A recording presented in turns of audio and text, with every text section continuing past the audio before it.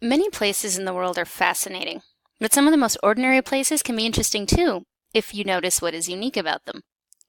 In the last half of the 19th century, regional writers in the United States strove to depict in their stories the unique aspects of a specific place and of its people. This is the basis of setting within regional literature. Regional literature arose from an effort to accurately represent the speech, manners, habits, history, folklore, and beliefs of people in specific geographical areas. Although regionalism is considered an offshoot of realism, it has been a part of American literature from the beginning. Washington Irving's tales of Dutch New York, Nathaniel Hawthorne's stories of Puritans in New England, those are just two examples. After the Civil War, however, when realism became the dominant literary movement, writers began to focus on the lives of ordinary people and to avoid the supernaturalism and sentimentality found in much of the works of folks like Hawthorne or Edgar Allan Poe. Right? Remember, this is the basis of realism. Regional differences also became increasingly evident as the United States sort of grew in geographic size and population.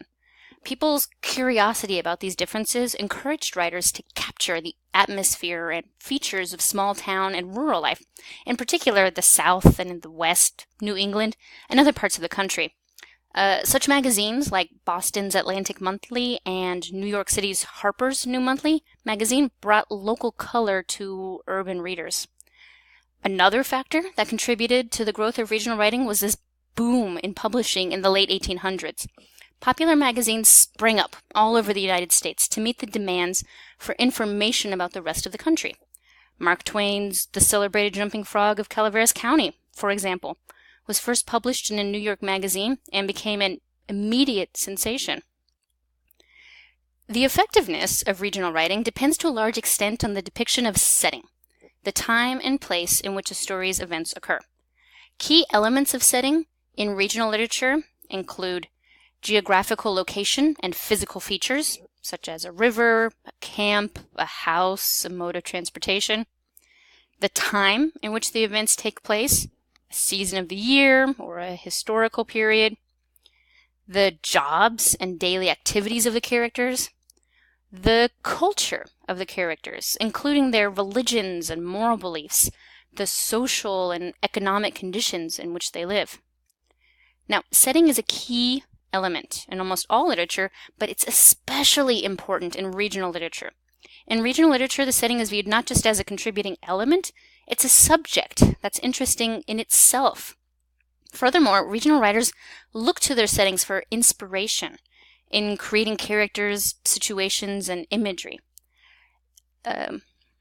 Remember that even though regional writers might focus on a particular setting, their writing is going to frequently deal with concerns of people everywhere and issues that folks everywhere can indeed find relevant. Now, there are two means of conveying setting that are commonly found in regional literature. It's the use of dialects and detailed description of setting. Dialects are distinctive forms of language spoken in a particular area or by a particular group of people. Take a look at the beginning of Simon Wheeler's rambling tale in Twain's The Celebrated Jumping Frog. The pronunciations indicated by the spellings feller and warn't, the expression I don't recollect, and the use of come rather than came all contribute to the regional flavor of the piece. Through well-written dialect, writers can convey realism not only in setting, but also in characterization. In addition to geographical origins, a particular dialect may suggest a character's educational background or social status. For example, an ungrammatical dialect may suggest that a character has had maybe limited formal education. Now, we know that writers convey setting also through the use of sensory details, showing how things look and taste, smell and sound and feel. Through such details, writers can give readers a clear impression of the setting and also create a mood or atmosphere. Now look at this description from Willa Cather's A Wagner Matinee, in which the narrator recalls the Nebraska farm where he grew up. Notice the harshness and the lack of color in the setting described. Both the landscape and the evidence of human habitation are sort of black pitted and bare. Now, in 1868, a popular story about the California Gold Rush, Bret Harte's The Luck of the Roaring Camp, launched a specific form of regional writing called local color writing. Local color realists tried to convey a realistic sense of specific towns or regions throughout the United States, such as villages in New England, the plains and the cities in the Midwest, the towns, deserts, and mountains of the West. Mark Twain, right, with his memorable characters, he was a master of this form. Other local color realists of the time included Joel Chandler Harris, he was in the South, and Sarah Orne Jewett, Mary Wilkins Freeman in New England, and then later regional writers, such as Willa Cather, William Faulkner, Flannery O'Connor. They developed sophisticated ways of making universal statements about the human condition while focusing on the local and the particular. So just remember, in regional literature setting, characters and plot are usually inseparable.